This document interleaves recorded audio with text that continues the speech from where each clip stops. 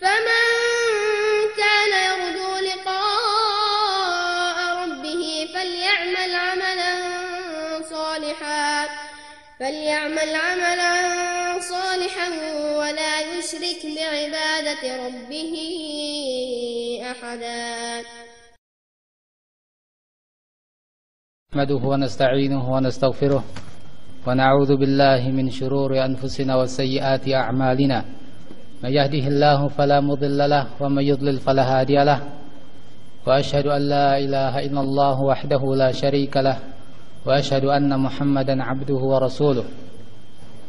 يا أيها الذين آمنوا اتقوا الله حق تقاته ولا تموتن إلا وأنتم مسلمون. يا أيها الناس اتقوا ربكم الذي خلقكم من نفس واحدة وخلق منها زوجها وبث منهما رجالا كثيرا ونساء فاتقوا الله الذي تساءلون به والأرحام إن الله كان عليكم رقيبا. يا أيها الذين آمنوا اتقوا الله وقولوا قولا سديدا يصلح لكم أعمالكم ويغفر لكم ذنوبكم ومن يطع الله ورسوله فقد فاز فوزا عظيما. فإن أصدق الحديث كتاب الله وخير الهدي هدي محمد صلى الله عليه وسلم وشر الأمور محدثاتها وكل محدثة بدعة وكل بدعة ضلالة وكل ضلالة في النار. Ikhwani al-a'izza hafizakumullah. Alhamdulillah, Allah Subhanahu wa taala di malam hari ini telah mempertemukan kita dalam satu majelis yang dimuliakan oleh Allah Subhanahu wa taala, Majlisul Ilm. Dan pada kesempatan kali ini, sebagaimana tema yang ditawarkan kepada saya, yaitu pembicaraan pada daurah ini seputar permasalahan fitnah dan kewajiban kembali kepada para ulama dalam perkara-perkara fitnah. Ikhwani al-a'izza hafizakumullah. Jika kita berbicara mengenai fitnah, maka fitnah itu adalah sesuatu yang sangat menakutkan. Allah Subhanahu wa taala dalam banyak sekali ayat-ayatnya menyebutkan kata-kata fitnah. Di antaranya ayat yang telah tadi dibacakan oleh Ustaz kita Abu Abdullah hafizahullah dalam surat An-Nur ayat yang ke-63, Allah Subhanahu wa taala menyatakan, "Falyahdharil ladzina yukhalifuna an amrih an tusibahum fitnah aw yusibahum adzabun alim." Hendaknya hati-hati mereka orang-orang yang menyelisihi perintah Nabi sallallahu alaihi wasallam untuk ditimpa sebuah fitnah atau ditimpa oleh azab yang pedih. Telah dijelaskan oleh beliau hafizahullah tafsiran para ulama mengenai fitnah ini, dan tentunya apa yang kita dapatkan atau yang kita dengar dalam ayat ini cukup menggertak hati kita. Allah Subhanahu wa taala mengancam dengan sebuah fitnah yang begitu besar bagi orang-orang yang menyelisihi syariat Nabi sallallahu alaihi wasallam. Dalam ayat yang lain pula Allah Subhanahu wa taala menyatakan, "Wattaqu fitnatan la tusibanna alladhina zalamu minkum khas."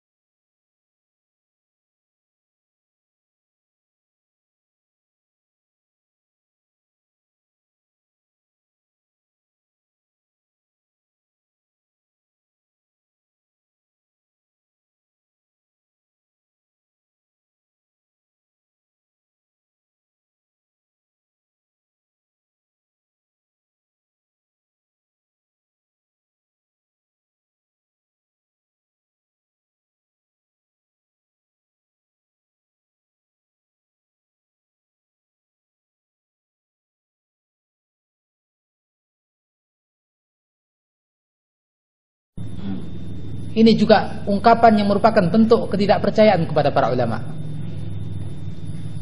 Ada pula yang mengatakan para ulama itu sekedar mengetahui hukum haid dan nifas dan lain-lain. Ini juga bentuk ketidakpercayaan kepada para ulama. Hal semacam itu harus kita hilangkan. Ya, para ulama, kalau Allah Subhanahu wa taala sudah memuji mereka, kenapa kita nggak percaya dengan mereka? Artinya kita tidak percaya dengan Allah Subhanahu wa taala. Pujian Allah Subhanahu wa taala kepada para ulama banyak sekali. Lantas kenapa kita meragukan bimbingan-bimbingan mereka, petunjuk-petunjuk mereka, sampai-sampai mungkin mau minta fatwa maju mundur? Karena jangan-jangan ulamanya ini nggak tahu fiqhul waqi'. Ini sangat bahaya sekali. Kita ambil mungkin hal seperti tadi karena ditumbuhkan oleh rasa sombong yang ada pada diri mereka, atau kepercayaan kepada penilaian-penilaian otak mereka, ya, melebihi kepercayaan mereka daripada kepercayaan kepada para ulama mereka. Ini sangat berbahaya sekali. Kita ambil sebuah pelajaran di zaman Nabi Sallallahu Alaihi Wasallam pada perang Hudaybiyah. Ketika Nabi Sallallahu Alaihi Wasallam ingin melakukan umrah, ternyata dicegat oleh orang-orang musyrikin Quraisy, dilarang. Sampai pada akhirnya terjadi ketika itu yang dinamakan dengan Sulh Hudaybiyah, perjanjian damai Al-Hudaybiyah. Dibikinlah poin-poin yang merupakan kesepakatan di antara kedua belah pihak. Ketika mereka, khususnya para sahabat radhiyallahu anhum ajma'in, mendapati hal tersebut, mereka sangat kacau pikirannya. Ini dinamakan fitnah. Sebagaimana kita tahu ya apa makna fitnah tadi. Gundah gulana, nggak tahu bagaimana mesti berbuat. Bahkan sampai nggak sedikit di antara mereka yang seakan-akan tidak rela dengan keputusan Nabi Sallallahu Alaihi Wasallam yang telah membuat sulh antara mereka, antara Nabi dengan orang-orang musyrikin. Ya, sangat kacau kalau kita baca sejarah ketika itu. Bahkan hal tersebut menimpa Umar bin Khattab radhiyallahu anhu, yang kita ketahui siapa itu Umar bin Khattab radhiyallahu anhu dalam hal keteguhannya membela Islam dan dalam hal ilmunya.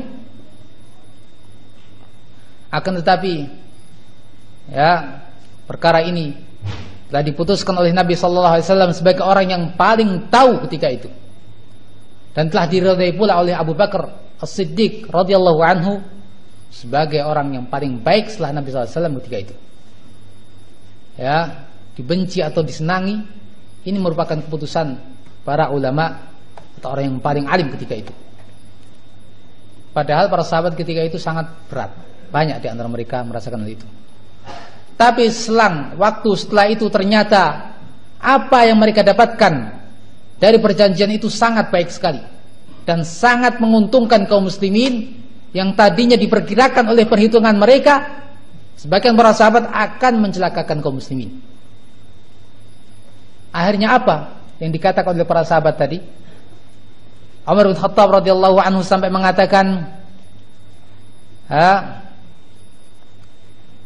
ya ayyuhan nas, ittahimur ra'ya 'ala ad-din. Setelah beliau menyesali beliau, wahai manusia, tuduhlah akal-akal kalian di hadapan agama ini. Ketika para ulama yang memutuskan dengan ilmu dan kita memiliki pandangan dengan akal-akal kita, jangan yang dituduh itu para ulama dengan tuduhan-tuduhan semacam itu yang menunjukkan ketidakpercayaan kepada para ulama, jangan. Tapi tuduhlah otak-otak kalian, tuduhlah rasio-rasio kalian, hasil pemikiran kalian. Ittahimur ra'ya 'ala ad-din. Kata beliau, walaqad ra'aituni haruddu amra Rasulullah sallallahu alaihi wasallam ijtihadan fa wallahi ma'alu 'anil haqq wa dzalika yauma Abi Jandal. Ketika itu beliau ingatkan, demi Allah, saya telah melihat ketika itu saya aruddu amra Rasulullah, saya menentang keputusan Rasulullah SAW karena ijtihad dari saya. Siapa Umar bin Khattab? Siapa Umar bin Khattab radhiyallahu anhu? Ya, beristihad. Dan dengan ijtihad itu dia memandang ya bahwasanya keputusan Nabi SAW tidak tepat. Tapi ternyata benar-benar keputusan Nabi SAW itu sangat tepat dan sangat menguntungkan kaum muslimin, yang akhirnya Umar bin Khattab radhiyallahu anhu menyesalinya dan sampai mengatakan perkataan yang demikian ini. Ini satu pelajaran, dan banyak sekali pelajaran-pelajaran yang lain. Dan kata-kata yang semacam ini juga diucapkan oleh para sahabat yang lain yang ketika itu memiliki sikap yang sama dengan sikap Umar bin Khattab radhiyallahu anhu. Ikhwan fiddin a'azakumullah, setelah kita mengetahui hal tersebut dan kita harus berusaha untuk menanamkan kepercayaan tersebut dalam diri-diri kita kepada para ulama kita. Kita di sini ingin mencoba melihat beberapa ayat, atau kita ingin melihat beberapa sebab yang melatar belakangi kenapa kita mesti kembali kepada para ulama kita. Di samping nanti kita akan melihat bagaimana ayat-ayat Al-Quran dan sunnah-sunnah Nabi SAW dalam hal ini. Satu hal yang perlu kita ketahui, atau hal yang pertama yang perlu kita ketahui, yang menjadikan kita harus kembali kepada para ulama dalam hal ini adalah bahwasanya manusia atau masyarakat dalam mensikapi sebuah fitnah ini sangat diperlukan pengetahuan untuk mengetahui maslahat dan mafsadah, baik dan buruknya akibat daripada sikap kita. Nah, untuk mengetahui hal tersebut, tidak setiap orang bisa melakukannya. Bahkan yang bisa mengetahui perkara ini hanya para ulama. Karena untuk mengetahui hal maslahat dan mafsadah ini, yang terutama adalah dalam hal agama. Dan yang mengetahui maslahat dan mafsadah dalam perkara agama ini hanya para ulama. Maka dari itu, kalau begitu kita kembalikan urusan ini kepada para ulama, karena mereka ahlinya, yang mengetahui bagaimana akibat atau bisa memperkirakan bagaimana akibat dari sikap kita terhadap fitnah-fitnah yang muncul di hadapan kita. Yang kedua, kenapa kita mesti kembalikan kepada para ulama? Karena yang mengetahui hukum-hukum yang berkaitan dengan fitnah-fitnah yang ada adalah para ulama. Fitnah-fitnah yang ada seperti kita gambarkan tadi adalah fitnah-fitnah yang besar yang memiliki hukum-hukum dalam syariat. Bagaimana hukumnya ini dan hukumnya itu? Bagaimana hukumnya kalau kita mensikapi seperti ini dan mensikapi seperti itu? Yang mengetahui ini hanya para ulama. Ya, bukan setiap orang mengetahuinya. Maka dari itu kembalikan kepada para ulama supaya kita bisa mensikapi dengan sikap yang benar.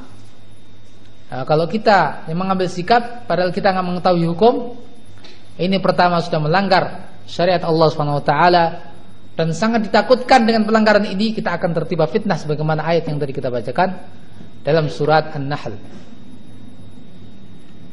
Kemudian yang ketiga, bahwasanya yang mengetahui atau yang bisa memperkirakan akibat daripada fitnah ini, ujung daripada fitnah ini adalah para ulama. Ar-rasikhuna fil ilm. Para ulama yang rasikhuna fil ilm, yang benar-benar kokoh dalam ilmu mereka. Ya. Jadi sebagaimana kita ketahui, fitnah-fitnah yang ada ini memiliki akibat atau memiliki kesudahan. Yang kesudahan itu akan seperti apa? Walaupun ini adalah perkara yang gaib dan kita nggak mengetahui hakikatnya, tapi perkiraan para ulama bisa memperkirakan dengan ilmu yang mereka miliki, dengan pengalaman yang mereka ketahui, dan dengan sejarah-sejarah yang menyerupai keadaan-keadaan yang mirip dengan itu.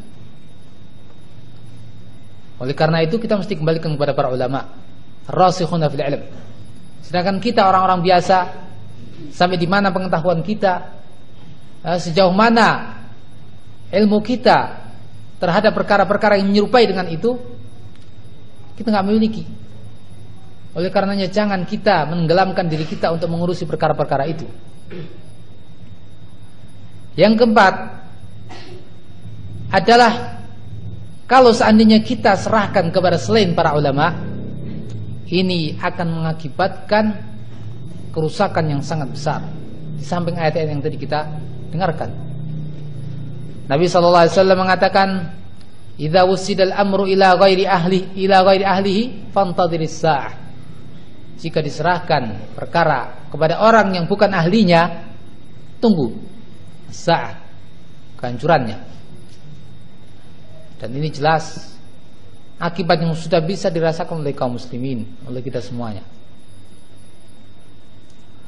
Kemudian juga yang selanjutnya, Allah Subhanahu wa taala selalu memerintahkan kita untuk rujuk kepada kitab dan sunnah dalam perkara-perkara yang kita perselisihkan.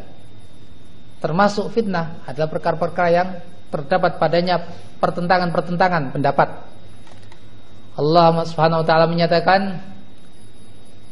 "Fa in tanaza'tum fi syai'in farudduhu ila Allah war Rasul in kuntum tu'minuna billahi wal yawmil akhir, dzalika khair wa ahsanu ta'wila."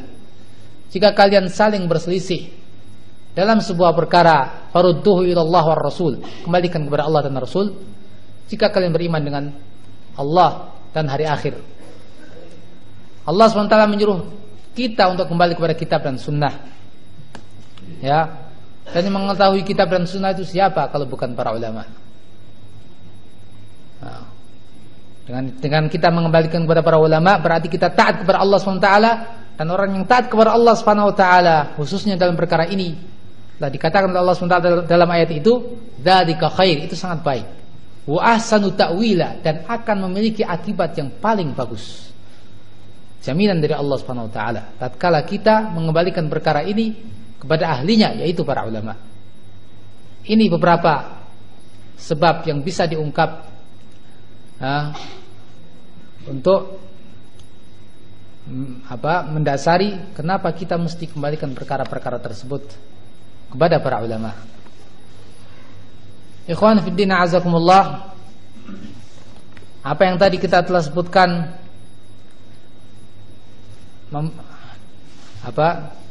atau prinsip yang tadi kita sebutkan, yaitu kita kembali kepada para ulama dalam perkara-perkara fitnah ini, telah dianjurkan oleh Allah Subhanahu wa taala dalam beberapa ayat, dan telah dianjurkan pula oleh Nabi sallallahu alaihi wasallam dalam beberapa hadisnya. Allah Subhanahu wa taala menyebutkan dalam surat An-Nahl ayat yang ke-43,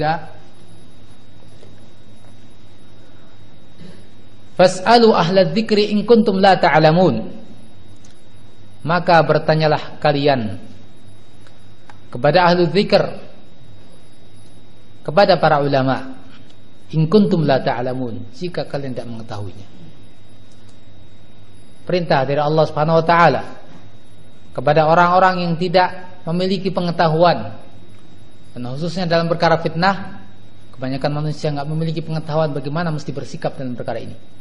Maka apa tugas kita? Su'alu ahlil ilm, bertanya kepada ahlul ilm, para ulama, ahlul dzikr. Syekh Abdul Rahman As-Sa'di rahimahullah mengatakan, "Fa inna Allah amara man lam ya'lam birruju' ilaihim fi jami'il hawadits." Allah Subhanahu wa taala memerintahkan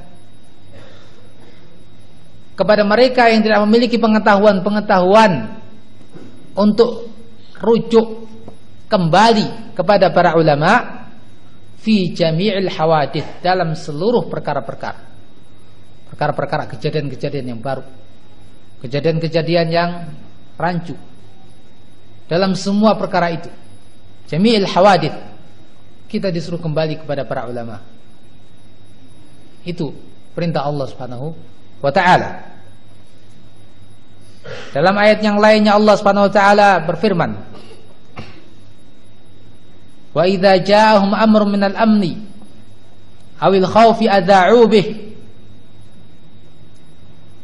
Dan jika datang kepada mereka sebuah kaum yang dicela oleh Allah Subhanahu wa taala, jika datang kepada mereka amrun minal amni awil khauf, sebuah perkara dari perkara-perkara yang itu ada berita-berita tentang keamanan kaum muslimin, awil khauf, atau ketakutan kaum muslimin, adza'u bih, mereka sebarluaskan, dikasih tahu seluruh manusia, disebarkan kemana-mana, di majalah, di televisi, di radio, antara mulut ke mulut, disebarkan ke seluruh orang. Apa kata Allah Subhanahu wa taala? Walau radduhu ila rasul, seandainya mereka kembalikan perkara ini kepada Rasul sallallahu alaihi wasallam, wa ila ulil amri minhum, dan kepada orang-orang yang memiliki wewenang di antara mereka, la alimahu alladhina yastanbitunahu minhum, benar-benar akan mengetahui perkara tersebut orang-orang yang mampu mengambil istinbat, mengambil hukum-hukum, mengambil sikap-sikap yang tepat dalam perkara-perkara itu. Allah Subhanahu wa taala dalam ayat tersebut mencela sebuah kaum. Kenapa mereka dicela oleh Allah Subhanahu wa taala? Karena mereka itu tidak memiliki sikap yang hakim, tidak memiliki sikap yang bijak. Datang khobar, yang khobar tersebut berkaitan dengan kaum muslimin secara umum, bersifat menyeluruh, yang akan berakibat baik dan buruknya kaum muslimin, ketakutan kaum muslimin atau rasa ketenangan mereka, disebarkan perkara ini kemana-mana. Ini sifat mereka dan ini dicela oleh Allah Subhanahu wa taala. Ini perlu kita perhatikan. Karena masyarakat yang ada sekarang ini semacam itu keadaannya. Bahkan berita-berita semacam itu punya nilai jual yang sangat tinggi. Punya nilai jual yang sangat tinggi. Makanya karena harganya mahal dicari orang. Banyak yang mencarinya dan banyak yang menyebarkannya. Padahal menurut penilaian di dalam ayat ini, perkara tersebut perkara tercela. Bukan setiap khabar diambil kemudian disebarkan. Sekarang berita yang ngetren adalah berita yang terbaru, yang berkaitan dengan kaum muslimin atau keadaan umat secara umum. Kalau berita-berita yang tidak seperti itu kurang ngetren, kurang panas, kurang hangat, nilai jualnya kurang tinggi. Nah, ini justru dalam pandangan ajaran Islam sangat berbahaya yang semacam ini. Allah mencela perkara tersebut. Allah katakan walau radduhu ila rasul wa ila ulil amri minhum la'alimahu alladhina yastanbitunahu minhum. Kalau seandainya mereka tahan diri, tidak bersikap semacam itu, tidak disebarkan kemana-mana, akan tetapi diberikan berita-berita itu ketika itu kepada Rasul SAW atau kepada orang-orang yang memiliki urusan ini, memiliki keahlian, yakni para ulama dalam perkara ini, mereka akan benar-benar bisa mengambil sikap yang tepat dalam menyikapinya. Dan sikap inilah yang nanti kemudian baru dikembalikan kepada kaum muslimin, bagaimana semestinya mereka bersikap. Tapi ternyata kenyataannya nggak semacam itu yang ada. Maka kita mulai dari diri kita, perbaiki hal ini. Kita melihat bagaimana penjelasan para ulama dalam tafsir mereka, disebutkan pula dalam tafsir As-Sa'di rahimahullah. Beliau katakan, hadza ta'dibun minallah li'ibadih. Ini adalah ta'dib minallah li'ibadih, merupakan teguran dari Allah Subhanahu wa taala untuk hamba-hambanya yang memiliki perbuatan yang enggak semantasnya. Wa annahu yanbaghi lahum idza ja'ahum amrun minal umuril muhimmati wal masalihil 'ammah ma yata'allaqu bil amni wa sururil mu'minin aw bil khawfi alladhi fihi musibah alaihim an yatathabbatu wa la yasta'jilu bi isya'ati dzalikal khabar. Dan bahwasanya semestinya jika datang kepada mereka sebuah perkara dari perkara-perkara yang penting, dari perkara-perkara yang memiliki maslahat yang umum kepada kaum muslimin, yang berkaitan dengan keamanan atau kegembiraan mereka, atau sebaliknya ketakutan atau musibah kepada mereka, hendaknya mereka lebih dahulu melakukan tatabbut, mengecek berita tersebut benar apa tidak. Wala yasta'jilu bi isya'ati dzalikal khabar, dan jangan keburu-buru langsung disebar kemana-mana. Bukan sikap yang baik semacam itu. Setelah dia dapatkan perkara itu, semestinya apa yang dia lakukan? Bal yaruddunahu ila rasuli wa ila ulil amri minhum, ahli ar-ra'yi wal ilmi wan nushi wal aqli war razanah. Bahkan semestinya mereka kembalikan perkara itu kepada Rasul dan kepada orang-orang yang memimpin mereka, para ulama, mereka yang memiliki ilmu, memiliki pendapat-pendapat yang ide-ide yang bagus dalam perkara ini dengan ilmu mereka, wan nush, dan orang-orang yang memiliki nush, keinginan baik. Ini sangat penting. Ya, keinginan baik ini sangat penting karena banyak orang yang enggak memiliki keinginan baik. Dapat berita semacam ini dijadikan sesuatu yang ingin menguntungkan mereka. Ini banyak seperti itu. Makanya di sini kita perhatikan, kembalikan kepada orang yang tadi memiliki ilmu dan memiliki sifat nus, berkeinginan baik untuk kaum muslimin, wal akal, dan memiliki akal benar-benar menimbang sesuatu dengan pertimbangan yang tepat, warozanah, dan keseimbangan.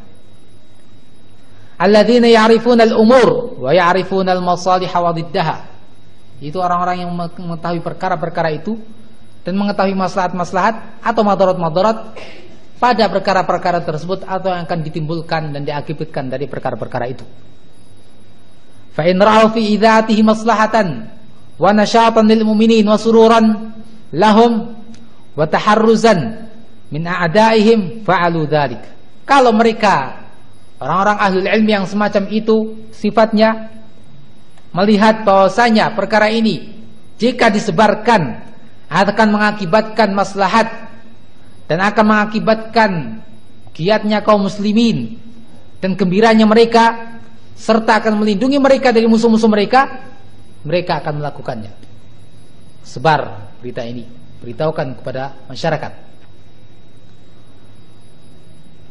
Wa in ra'au ma fihi maslahatan aw fihi maslahatun walakin madarratuhu aw madarratuhu tazidu ala maslahatih lam yudhi'uh. Tapi kalau sebaliknya, jika para ulama itu melihat ternyata jika disampaikan kepada umat perkara ini tidak ada maslahatnya, atau ada maslahatnya tapi ternyata madaratnya lebih besar, maka para ulama tadi akan menyimpulkan tutup perkara ini. Tutup perkara ini, jangan disebarluaskan. Ini pelajaran penting bagi kita, ya ikhwan. Apa yang terjadi pada kaum muslimin, apalagi pada khususnya salafiyin, banyak diakibatkan oleh orang-orang yang dicela oleh Allah SWT semacam ini. Dapat berita sebar kemana-mana. Ya, enak ngobrolnya kalau ada berita-berita yang semacam itu. Ya, lebih asyik. Hati-hati. Dicela oleh Allah SWT dalam ayat ini. Kalau kita ada berita tertentu, pegang, jangan disebarkan. Kita tanyakan kepada para ahlinya, kepada para ulama, bagaimana sikap mereka. Mereka nanti yang menilai, bukan kita yang menilai. Karena kemampuan kita sangat terbatas, bagaimana kita jelaskan tadi. Setelah mereka, para ulama, mendapatkan berita-berita itu dan digodok oleh mereka dengan ilmu mereka, kalau mereka mengatakan diam, diam. Sibukkan diri kita dengan sesuatu yang bermanfaat, dengan talabul ilm, menghafal Quran, menghafal hadis. Jangan sibuk dengan isu-isu dan lain semacamnya. Ya. Tapi kalau mereka para ulama memandang, sebarkan. Karena di sana ada maslahat buat kaum muslimin, maka baru kita menyebarkannya. Ini hati-hati. Walihada qala, oleh karena itu Allah SWT mengatakan la'alimahul ladzina yastanbitunahu minhum. Benar-benar akan mengetahui perkara tersebut orang-orang yang mengambil istimbat dalam perkara itu. Ai yastakhrijunahu bi fikrihim wa ara'ihim as-sadidah wa 'ulumihim ar-rasyidah. yakni mengeluarkan keputusan yang tepat dengan pemikiran mereka dan mendapat mereka dengan pandangan mereka yang tepat serta ilmu mereka yang bagus akan menghasilkan keputusan-keputusan yang bagus. Wa fi hadha dalilun liqa'idatin adabiyyah wa hiya idza hasala bahthun fi amrin min al-umuri yanbaghi an yuwalla man huwa ahlun lidzalika wa yu'jalu min ahlihi. Dalam ayat itu pula kita mendapatkan sebuah kaidah yang sifatnya adab, berkaitan dengan adab, ya. Yaitu apa? Yaitu jika didapati sebuah perkara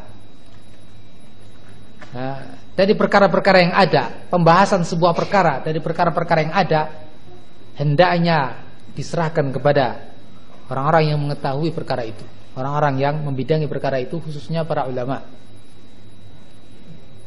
Wala yataqaddamu baina aydihim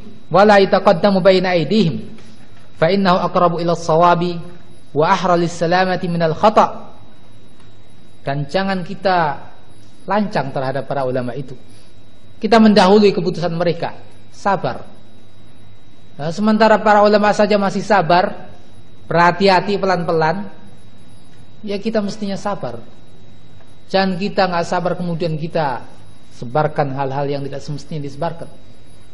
Karena kebanyakan timbulnya fitnah dari sikap-sikap yang semacam ini, yang seperti ditakutkan seperti dikatakan oleh Allah SWT tadi dalam ayat yang pertama kita bacakan, atau yang kedua, akibatnya bukan akan menimpa kepada orang yang zalim saja, tapi sampai orang yang tidak tahu apa-apa akhirnya juga merasakan pahitnya. Wa fihi an-nahyu 'anil 'ajalati wat tasarru' li nashril umuri min hini sima'iha. Dalam ayat itu pula terkandung sebuah hukum, yaitu larangan untuk terburu-buru menyebarkan sebuah perkara, sebuah berita ketika kita mendengarnya. Jadi jangan langsung disebar ketika mendengar berita. Tahan, ya. Dilarang.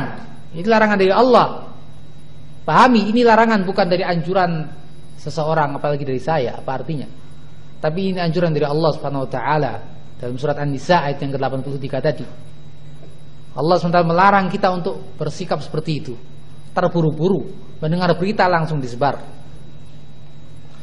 Di dalam ayat itu pula ada sebuah hukum, yaitu apa? Al-amru bit-ta'ammul qabla al-kalam.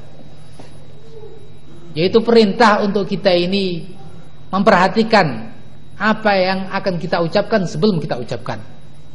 Pikir dulu. Jangan istilahnya apa, asbun, asal bunyi, jangan. Kita pikirkan dulu apa yang akan kita ucapkan. Apa benar apa tidak? Apa sudah dicek atau belum? Ini pertama.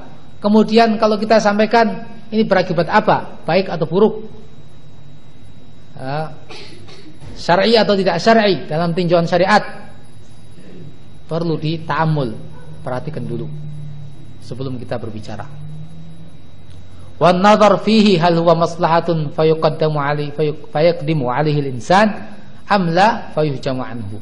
Dan dilihat ada maslahatnya atau tidak, sehingga kalau ada maslahatnya dia berani mengutarakan, kalau enggak ada maslahatnya atau madaratnya lebih besar daripada maslahatnya, kita tutup, jangan berbicara.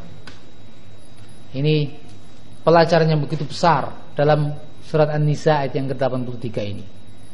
Ya, benar-benar kita melihat masyarakat kita ini sangat jauh daripada ayat ini. Ya, padahal kalau seandainya kita mengamalkan ayat ini, akan banyak sekali dari problem-problem yang ada ini terpecahkan. Tapi karena masing-masing atau masyarakat sudah jangankan baca Al-Quran, kadang-kadang punya Al-Quran pun tidak. Jangankan membaca terjemahannya, baca Al-Qurannya pun tidak. Jangan-jangan baca tafsirnya, terjemahannya pun tidak. Maka sebab itu akhirnya mereka jauh daripada Al-Quran. Dan ketika mereka jauh daripada bimbingan Al-Quran, bimbingan Allah Subhanahu Wa Taala, mereka lihat sendiri dan mereka rasakan sendiri bagaimana akibatnya. Kemudian dalam ayat yang lain kita masih berbicara mengenai ayat-ayat yang menganjurkan kita untuk kembali kepada para ulama. Dalam surat An-Nisa ayat yang ke-59, ayat yang sering kita dengarkan dan tadi juga telah kita baca, Allah nyatakan, ya ayyuhalladzina amanu athi'ullaha wa athi'ur rasul wa ulil amri minkum. Wahai orang-orang yang beriman, ingat wahai orang-orang yang beriman, taatlah kalian kepada Allah, taat pula kalian kepada Rasul dan kepada ulil amri di antara kalian. Ibnu Katsir rahimahullah menukilkan tafsir Abdullah bin Abbas rahimahullah, katanya yakni ahlul fiqh wad din. Ini maksud dengan ulil amri adalah ahlul fiqh, orang-orang yang memiliki fiqh, pengetahuan fiqh terhadap agama ini, ya. Dan itu pula yang ditafsirkan oleh Abu Aliyah rahimahullah. Ya, ini kalau begitu kita disuruh taat kepada siapa? Pada Allah, Rasulnya dan para ulama. Taati mereka dalam perintah-perintah mereka, taati mereka dalam bimbingan-bimbingan mereka. Jangan merasa sok lebih pintar daripada mereka, lebih bijak daripada mereka. Ini adalah tanda-tanda jelek yang semacam itu. Di samping juga ulil amri itu juga ditafsirkan dengan umara, para pimpinan, para penguasa. Ini penggabungan Ibnu Katsir rahimahullah terhadap pendapat-pendapat yang ada dalam perkara ini. Walhasil ayat itu menganjurkan kepada kita untuk kita kembali kepada para ulama dan mentaati mereka, percaya kepada mereka.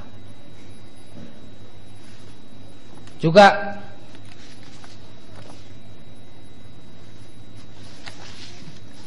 Allah Subhanahu wa taala berfirman,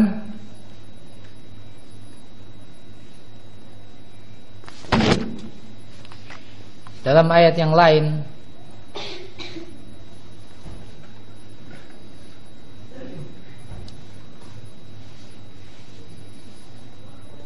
katanya, wa ma ya'lamu ta'wilahu illallah warasikhuna fil ilm. Dalam surat Ali Imran ayat yang ke-7. Wa ma ya'lamu ta'wilahu illallah. Dan tiada yang mengetahui akibat daripada sebuah perkara, apa yang diakibatkan oleh perkara itu, kecuali Allah Subhanahu wa taala. Warasikhuna fil ilm, dan para ulama yang kokoh dalam ilmu mereka.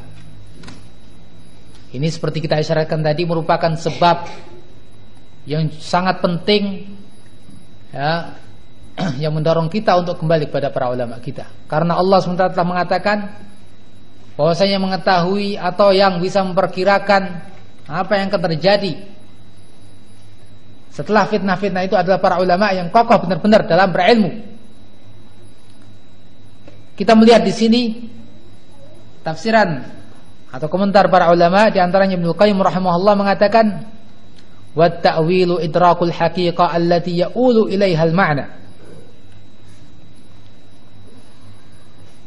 Wa laysa kullu man faqaha fid din 'arafa at-ta'wil, fa ma'rifatu at-ta'wil yakhtassu bihi ar-rasikhuna fil 'ilm.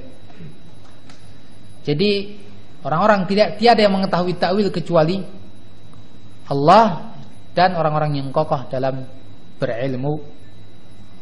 Kata Ibnu Qayyim, yang dinamakan dengan ta'wil itu adalah mengetahui hakikat akhir daripada apa yang akan diakibatkan oleh sebuah perkara. Dan ini, kata beliau, kalau begitu tidak semua orang yang faqih bisa mengetahui hal itu. Bahkan yang mengetahui hal ini hanya orang-orang yang memiliki sifat rusuh, kekokohan dalam berilmu. Jadi tingkatan yang lebih, daripada para ulama, yakni ulama dan kokoh benar-benar dalam berilmu. Maka dari itu kita serahkan kepada mereka, karena kita nggak mengetahui atau tidak bisa memperkirakan dengan tepat apa yang akan diakibatkan dari sebuah fitnah. Maka kalau begitu kita kembalikan kepada orang yang bisa memperkirakan dengan tepat atau mendekatinya, yaitu para ulama ar-rasikhuna fil ilm.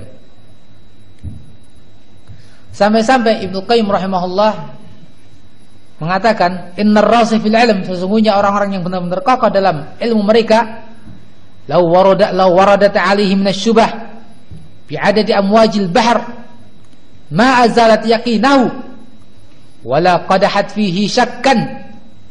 Sesungguhnya orang-orang yang benar-benar kokoh dalam berilmu, seandainya datang kepada mereka syubhat-syubhat yang banyak sebanyak lipatan-lipatan ombak di lautan, tidak akan pernah bisa menghilangkan keyakinan mereka para ulama, dan tidak pernah akan bisa menumbuhkan keraguan pada ilmu mereka. Sampai seperti ini Ibnu Qayyim rahimahullah mensifati ar-rasikhuna fil ilm. Makanya sangat pantas kalau kita ini kembali kepada mereka. Sebaliknya kita melihat orang awam atau yang di bawah kelas mereka sangat mudah diombang-ambing oleh ombak pemikiran yang sesat, ya, perkara-perkara yang tidak begitu jelas masalahnya, sangat mudah diombang-ambing.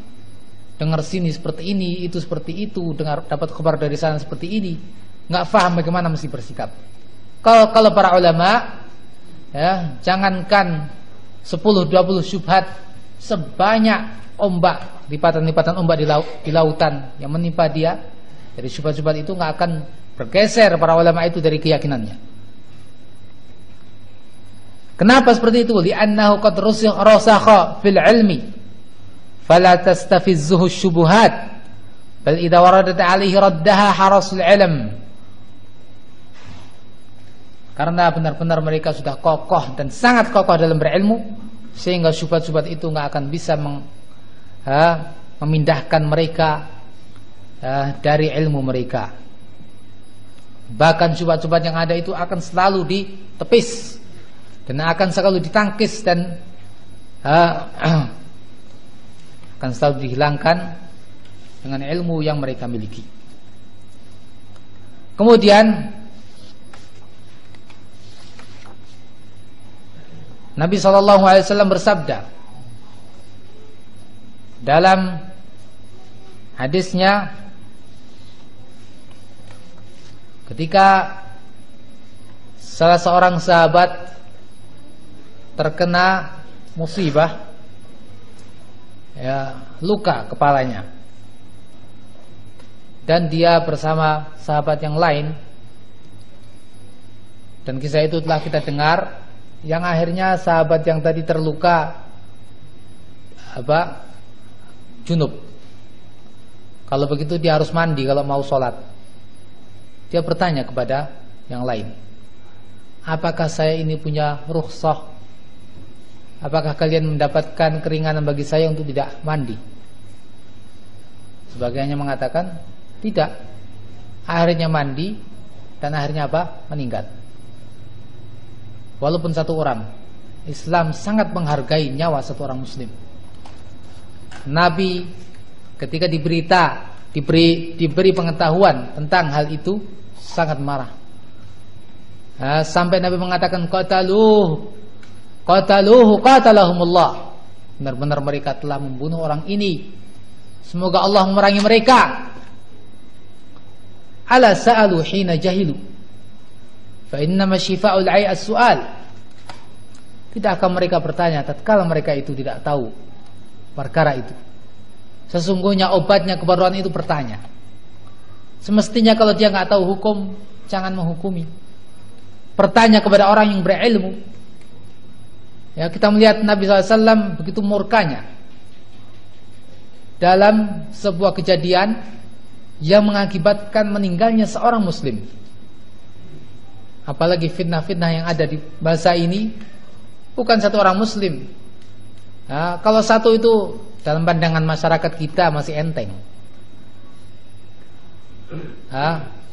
Padahal di sisi Nabi SAW sangat besar. Bahkan di sisi Allah SWT sangat besar.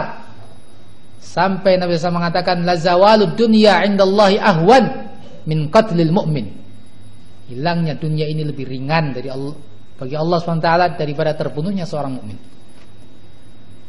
Makanya Nabi SAW berkata dan mengatakan, tidakkah mereka bertanya kalau mereka tidak mengetahui?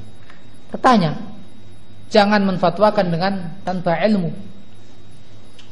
Di sini perintah dari Nabi SAW untuk kita kembali kepada para ulama, orang-orang yang mengetahui hukum-hukum. Ya. Dan di dalam ayat Al-Quran tadi, tatkala kita disuruh bertanya kepada siapa? Ahlul dzikr. Ahlul dzikr itu siapa? Kita katakan dalam pembahasan tadi, yaitu para ulama yang mengetahui hukum-hukum Al-Quran dan Sunnah Nabi SAW. Kita mengetahui pula dalam hadis Nabi SAW yang lain, Nabi bersabda, innallaha la yaqbadul ilma intiza'an yantazi'uhu min sudurir rijal walakin yaqbiduhu bimautil ulama hatta idza lam yubqi 'aliman ittakhadha an-nasu ru'usan juhala fasu'ilu fa'aftau bighairi ilmin fadallu wa adallu. Sesungguhnya Allah Subhanahu wa taala la yaqbadul ilma intiza'an yantazi'uhu min sudurir rijal. Enggak mencabut ilmu itu dengan cara mencabut dari hati-hati orang-orang yang berilmu. Tidak. Tapi Allah Subhanahu wa taala mencabut ilmu itu dengan meninggalnya para ulama. Sampai kalau tidak tersisa lagi seorang alim, akhirnya orang-orang menjadikan pimpinan mereka itu siapa? Selain orang alim kalau begitu, yang alimnya sudah tiada, yaitu orang-orang bodoh. Dan orang bodoh ini karena didudukan sebagai pimpinan, akhirnya ditanyalah tentang perkara-perkara, diadukanlah kepada mereka perkara-perkara yang dihadapi oleh masyarakatnya. Fa'aftau bighairi ilm, karena dia bukan orang alim, maka dia berfatwa tanpa ilmu. Apa akibatnya? Fadallu wa adallu, sesat dan menyesatkan manusia. Dalam hadis ini sampai dikatakan oleh seorang ulama At-Turtusi, mengatakan, kalau begitu perhatikan hadis ini. Hakikatnya sebetulnya musibah-musibah yang menimpa manusia itu enggak pernah diakibatkan oleh seorang ulama. Enggak pernah. Karena yang namanya ulama itu akan berfatwa dan membimbing dengan ilmu mereka. Tapi sebetulnya yang mengakibatkan bencana-bencana pada masyarakat yang ada ini adalah ketika orang-orang yang bukan ulama dimintai bimbingannya. Ini masalahnya. Ittakhadhan nasu ru'usan juhala. Ketika manusia menjadikan pimpinan-pimpinan mereka bukan orang alim, ditanya dan berfatwa tanpa ilmu. Ini musibahnya itu di sini, yaitu ketika diberikan pertanyaan kepada orang yang bukan alim dan enggak pernah timbul perkara karena orang alim. Makanya di suatu saat Malik bin Anas rahimahullah melihat gurunya Rabi'ah bin Abdurrahman menangis. Datanglah kepadanya Imam Malik rahimahullah melihat gurunya yang sedang menangis dengan terseduh-seduh. Ma yubkik, apa yang menjadikan engkau menangis? Apakah engkau tertimpa sebuah musibah? Tidak, saya enggak tertimpa musibah. Akan tetapi ustuftiya man la ilma indahu wa dhahara fil islami amrun azim. Saya menangis karena di masa ini telah dimintai fatwa orang-orang yang punya ilmu, sehingga nampak di masyarakat kaum muslimin perkara-perkara yang besar. Ini di zaman itu, zamannya Imam Malik rahimahullah, ya, sangat dekat dengan zaman tabi'in. Sudah terjadi perkara ini, yaitu dimintai bimbingan atau diajukan fatwa kepada orang-orang yang tidak berilmu, kepada bukan para ulama, yang itu mengakibatkan sebagaimana dilihat oleh Rabi'ah, mengakibatkan perkara-perkara yang besar yang menimpa kaum muslimin. Oleh karenanya beliau menangis dengan terseduh-seduh. Dan kalau kita perhatikan pada kehidupan kita ini, begitulah yang menimpa kita. Pernyataan-pernyataan dari orang-orang yang tidak memiliki ilmu, akan tetapi memiliki pengikut. Akhirnya apa yang terjadi? Perkara-perkara yang besar. Ya, karena sekarang orang bukan mengikuti ulama. Ya, kita perhatikan secara jujur, banyak sekali di antara orang-orang yang ada di masa ini, banyak yang mengikutnya itu bukan ulama. Ya, macam-macam lah, kita tahu sendiri yang diikuti itu macam-macam sekali. Sehingga yang ketika yang diikuti padahal bukan ulama, menganjurkan sebuah sesuatu dan diikuti, akibatnya apa? Musibah-musibah yang besar, yang bukan menimpa mereka saja yang salah, tapi yang tidak salah pun tertimpa akibatnya. Abdullah bin Mas'ud rahimahullah mengatakan, la yazalun nasu salihina mutamasikin ma atahumul ilmu min ashabi Muhammadin sallallahu alaihi wasallam wa min akabirihim fa idza atahum min asagirihim halaku.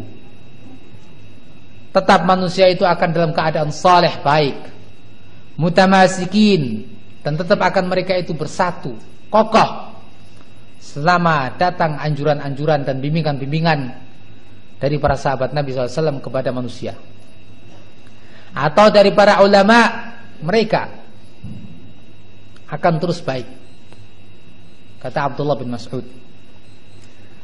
Tapi tatkala datang anjuran-anjuran, bimbingan-bimbingan dari asagirihim, orang-orang kecil bukan badannya, fisiknya bukan, atau pengikutnya bukan, tapi kecil dalam hal ilmu.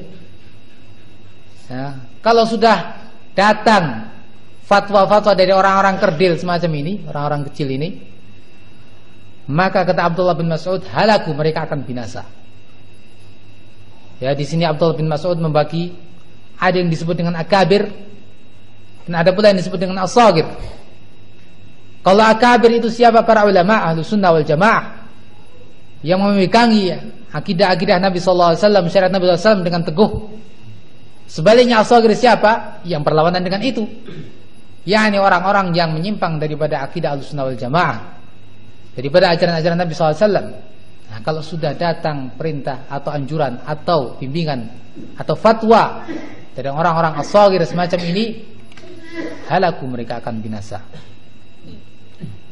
Ya, tak lupa kita mengingat hadis Nabi SAW yang diriwayatkan oleh Ibnu Majah dan Tirmidzi dan disahihkannya dari hadis Thauban. Nabi mengatakan, inna mimma atakhawwafu ala ummati al-a'immatal mudillin. Sesungguhnya perkara yang sangat saya khawatirkan pada umat saya adalah adanya para imam al-mudillin, tapi mereka menyesatkan. Imam, jangan dibayangkan imam di sini adalah imam dalam hal agama, bukan. Tapi imam, orang yang memiliki pengikut, orang yang diikuti oleh masyarakat. Tapi mereka ini mudillin, menyesatkan masyarakat yang mengikuti mereka.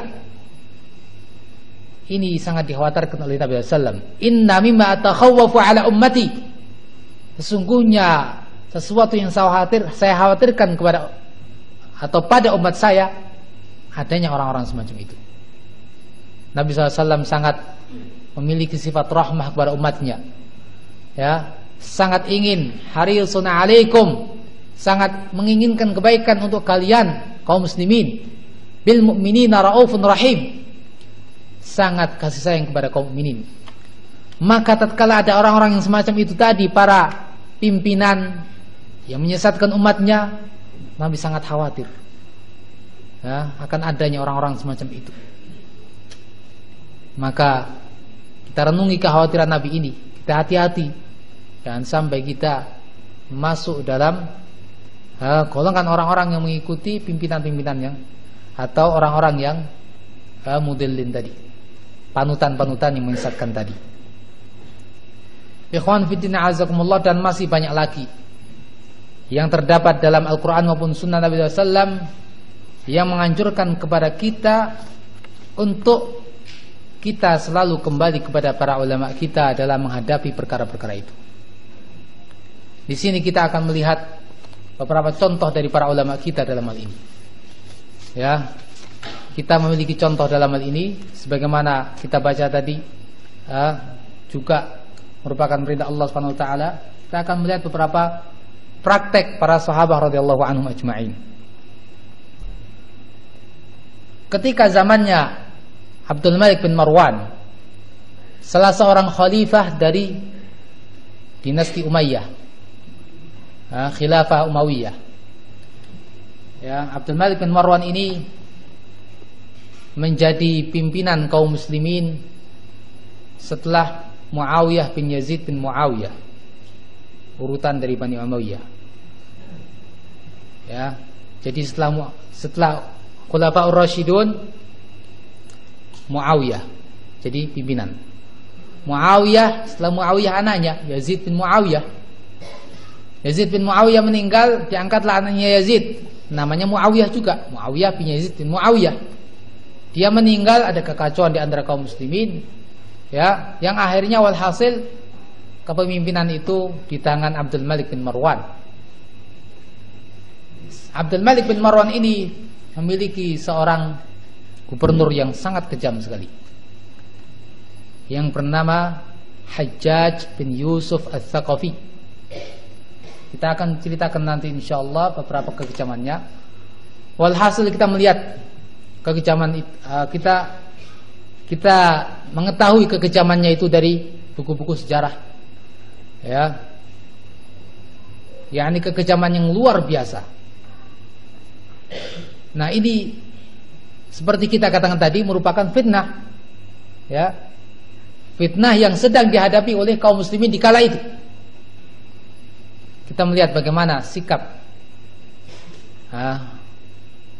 panutan-panutan kita ketika itu. Apa yang mereka lakukan? Nah, mereka bertanya kepada para sahabat Nabi SAW yang ketika itu masih hidup. Mereka tidak mensikapi kezaliman penguasa itu langsung dengan kudeta atau dengan cercaan atau dengan provokasi kepada masyarakat, tidak. Nah, ini perkara yang menyangkut kepentingan umum. Nah, maka harus hati-hati. Kembalikan kepada orang yang bisa menentukan sikap dalam masalah ini. Ketika itu mereka bertanya kepada siapa? Anas bin Malik radhiyallahu anhu. Maka apa yang dijawabkan oleh Anas bin Malik radhiyallahu anhu? Katanya, isbiru, sabarlah kalian. Fa innahu la ya'ti 'alaikum zaman illa walladhi ba'dahu syarrun minhu hatta talqaw rabbakum. Karena sesungguhnya tidak akan datang kepada kalian sebuah zaman kecuali yang setelahnya akan lebih jelek lagi daripada zaman itu, sampai kalian bertemu Allah Subhanahu wa taala. Terus begitu. Setiap zaman yang akan datang mesti akan lebih jelek daripada zaman sebelumnya. Ini saya dengar dari Nabi SAW, kata Anas bin Malik radhiyallahu anhu, dan ini diriwayatkan oleh Imam Bukhari rahimahullah. Di sini kita melihat bagaimana perbuatan yang dicontohkan oleh para pendahulu kita, salafus saleh, melihat perkara besar yang dihadapi oleh kaum muslimin, yang akan berakibat untuk kaum muslimin baik dan buruknya. Mereka enggak langsung berbuat sendiri. Mereka musyawarahkan kepada orang yang paling tahu perkara ini ketika itu, yaitu para sahabat Nabi SAW. Dan kita dapati bimbingan Anas bin Malik radhiyallahu anhu begitu bagus. Sabar, walaupun mereka berbuat zalim, sabar. Jangan dihadapi kezaliman dengan kezaliman pula, tapi sabar. Ya, akhirnya mereka yang mengikuti petunjuk Anas bin Malik ini, mereka mendapatkan keamanan, dan mereka mendapatkan petunjuk yang bagus dalam mensikapi hal ini. Sebaliknya yang tidak, kita akan melihat nanti dalam pembahasan bagaimana akibatnya orang-orang yang tidak mengikuti petunjuk para ulama dalam hal ini. Kita melihat pula kejadian yang lain. Ketika muncul fitnah Qadariyah, yaitu sebuah pemikiran yang dimunculkan oleh kelompok Qadariyah, yaitu tidak beriman dengan takdir. Ketika itu muncul di daerah Basrah, dan pemikiran ini muncul sejak dini, yakni ketika para sahabat masih ada. Melihat perkara tersebut, perkara yang sangat baru, dan ini juga bagian daripada fitnah, menyebar perkara itu di kalangan orang-orang Basrah dan mengakibatkan kegoncangan di antara kaum muslimin, membuat syubhat-syubhat untuk meragukan kaum muslimin dalam akidah mereka terhadap takdir. Ini yang dikatakan oleh Allah SWT, yattabi'una ma tasyabaha minhu ibtigha'al fitnah. Mereka mengikuti ayat-ayat yang belum jelas untuk menebarkan fitnah di antara kaum muslimin. Apa sikap para pendahulu kita ketika itu? Mereka enggak langsung berbuat semau mereka, tapi mereka tanyakan kepada para ulama. Datanglah Yahya bin Ya'mur dan Humaid bin Abdurrahman kepada Abdullah bin Umar radhiyallahu anhu. Mereka saling mengatakan, ketika mereka pergi haji atau umrah, mereka katakan, yakni meluangkan waktu untuk itu, datang dari Basrah ke Makkah dan ke Madinah untuk sekalian umrah dan haji atau haji, bertanya kepada para ulama dalam perkara ini. Katanya, laulakina ahadan min ashabi Rasulullah SAW fasa'alnahu amma yaqulu haula'i fil qadar. Kalau kita bertemu salah seorang sahabat Nabi SAW, kita akan bertanya apa pendapat para sahabat ini terhadap yang dikatakan oleh orang-orang Qadariyah itu. Sampai dalam riwayat yang lain, falamma ataina al-madinata laqina unasan minal ansar falam nas'alhum qulna hatta nalqa ibn Umar wa Abu Sa'id al-Khudri. Sampai mereka mengatakan, ketika kita datang ke Madinah, kita bertemu para sahabat-sahabat Nabi yang lain, tapi kita nggak bertanya kepada mereka. Bayangkan, sampai para sahabat pun mereka pilah mana yang paling pantas untuk ditanya perkara ini. Nah, ini pelajaran yang penting pada kita. Dicari orang yang paling paham perkara ini, orang yang paling alim dalam masalah ini. Katanya, hatta nalqa ibn Umar, sampai kita bertemu Abdullah bin Umar atau Abu Sa'id al-Khudri, baru kita mengatakan kepada mereka, kita mengadukan perkara ini, fitnah ini kepada mereka. Diceritakanlah oleh mereka tentang kejadian itu. Dan sampai Abdullah bin Umar mengatakan, memutuskan bahwasanya ini perkara-perkara berbahaya. Kalau dibiarkan kaum muslimin di Basrah sana secara khusus akan terkena syubhat-syubhat bid'ah itu, dan akibatnya tidak beriman dengan takdir. Luar biasa bahayanya. Rukun Islam, rukun iman yang keenam akan hancur. Maka Abdullah bin Umar bersikap dengan sikap yang keras. Akhbirhum anni bari'un minhum. Kabarkan kepada mereka saya terlepas diri dari mereka, dan mereka pun berlepas diri daripada saya. Dan katakan kepada mereka, mereka tidak dikatakan beriman, dan mereka tidak akan diterima sedekahnya walaupun sebesar gunung Uhud emas sampai mereka beriman dengan takdir. Kabarkan kepada mereka. Ini mereka mendapatkan bimbingan dari sahabat Nabi SAW, sehingga mereka ketika ingin melangkah dalam menyikapi orang-orang Qadariyah itu dengan langkah yang tepat dan dengan langkah yang matang dan mantap, karena ini adalah hasil daripada tinjauan seorang yang alim, benar-benar alim. Oleh karenanya di sini seorang ulama mengatakan, menyimpulkan daripada kejadian-kejadian itu, kalau begitu adatus salaf izalatus syubhah bisu'alil ulama. Kalau begitu kita dapati adatnya para ulama kita, kebiasaan para ulama kita mengembalikan syubhat-syubhat itu ya kepada para ulama. Jangan syubhat itu dipendam, atau syubhat itu kita lemparkan kepada orang lain yang akibatnya syubhat semakin melebar. Tidak, semuanya tidak. Tapi kita kembalikan kepada para ulama. Tanyakan kepada para ulama bagaimana kita mensikapi orang-orang semacam itu. Bagaimana kita bersikap terhadap perkara-perkara itu. Ya. Kita lihat pula kejadian yang lain. Di zamannya Imam Ahmad bin Hanbal rahimahullah. Beliau hidup di masa seorang pimpinan yang bernama Al-Ma'mun. Seorang pimpinan dari yang ada ketika itu, yang juga melakukan intimidasi kepada kaum muslimin, memaksakan sebuah akidah dengan kekuatan, menyuruh orang-orang mengatakan Al-Quran itu makhluk dan bukan kalamullah. Kalau nggak mau, penjara atau cambuk. Padahal Al-Quran itu adalah kalamullah, bukan ciptaan Allah. Kalau ciptaan Allah itu serba kekurangan, makhluk itu serba kekurangan. Tapi kalau kalamullah itu sempurna, tiada kekurangan padanya. Maka Al-Ma'mun ini dengan bujukan-bujukan orang-orang yang di sekitarnya dari orang-orang yang sesat, ya, menyuruh agar dia menggunakan kekuatannya untuk memaksa manusia berakidah dengan akidah yang salah itu. Termasuk orang yang dipaksa ketika itu adalah Al-Imam Ahmad bin Hanbal rahimahullah. Dikatakan oleh orang yang meriwayatkan kejadian itu, yakni kejadian yang sangat menggelisahkan kaum muslimin ketika itu. Banyak yang sudah dipenjara, banyak yang sudah disiksa. Bertanyalah, sa'altu Abu Abdullah fi amrin kana hadatha bi Baghdad wa hamma qaumun bil khuruj.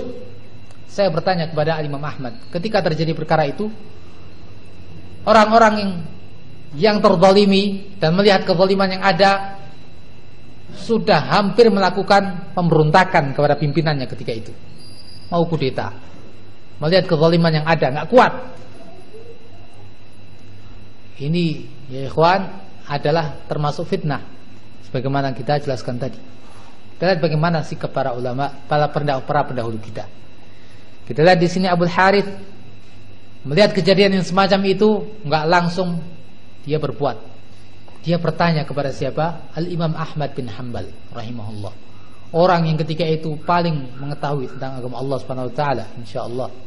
Sampai dijuluki Imam Ahlus Sunnah wal Jamaah. Dia laporkan perkara ini kepada Al-Imam Ahmad rahimahullah. Faqultu ya Aba Abdullah ma taqulu fil khuruj ma'a haula'il qaum? Apa pendapatmu wahai Al-Imam Ahmad, Abu Abdullah, tentang kudeta bersama orang-orang itu, memberontak bersama orang-orang itu terhadap Ma'mun yang sudah, atau Al-Wathiq yang sudah melakukan kezaliman yang luar biasa itu? Apa sikap Imam Ahmad? Kita lihat bagaimana sikap seorang alim, benar-benar memperhitungkan, pertama dari sisi syariat, dan kedua dari sisi maslahat dan madarat untuk kaum muslimin.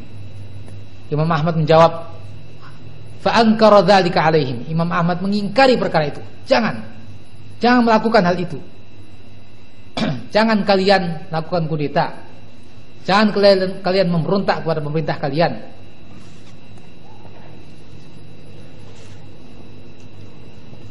Wa ja'ala yaqulu subhanallah ad-dima' la ara dzalik wa la amuru bih. Mengingkari dan mengatakan subhanallah, maha suci Allah, darah-darah ini saya enggak berpendapat semacam itu dan saya tidak memerintahkan untuk hal itu.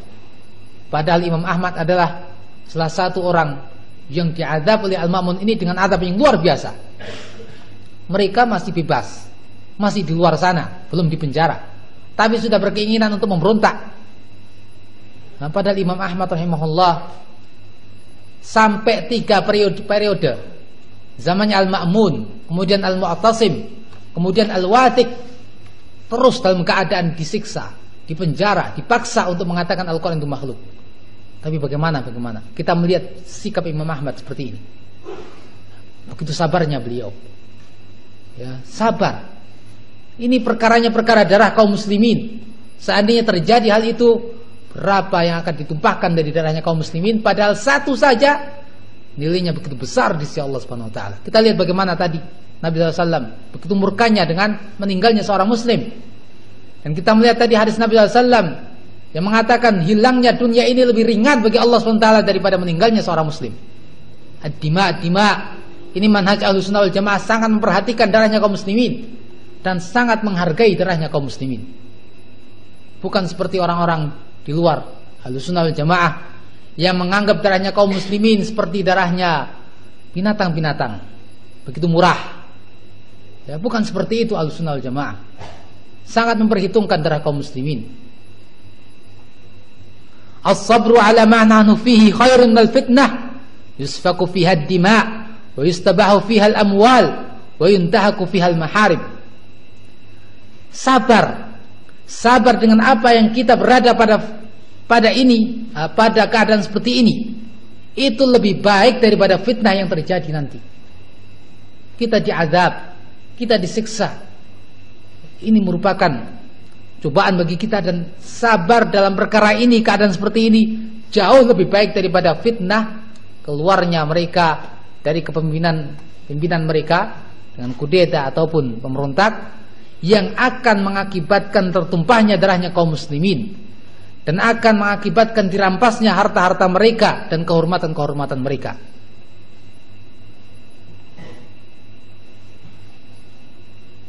Kemudian setelah Imam Ahmad memberikan bimbingan semacam itu, Abul Harith tadi selanjutnya menanyakan, "Wan nasul yaum alaysa hum fitnah ya Aba Abdullah?" Manusia di hari ini, saat ini, bukan mereka juga dalam keadaan fitnah? Mereka disiksa oleh pimpinan-pimpinan mereka.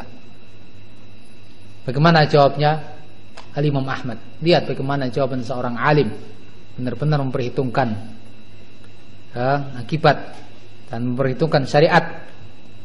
Katanya, "Wa in kana fa innama hiya fitnatun khassah." Walaupun ada fitnah saat ini, ada siksaan-siksaan kepada orang-orang saat ini, tapi ini sifatnya khassah, hanya khusus kepada beberapa orang-orang tertentu yang jumlahnya tidak begitu banyak, yang dilakukan oleh penguasa-penguasa itu. Fa idza waqa'a as-sayf 'ammatil fitnah wa inqata'atis subul. Tapi sebaliknya, kalau seandainya mereka melakukan kudeta, diangkat pedang, maka fitnah ini tidak akan bersifat khusus lagi, tapi fitnah ini akan menjalar ke sana kemari, dan akibatnya akan merembet kepada kaum muslimin seluruhnya.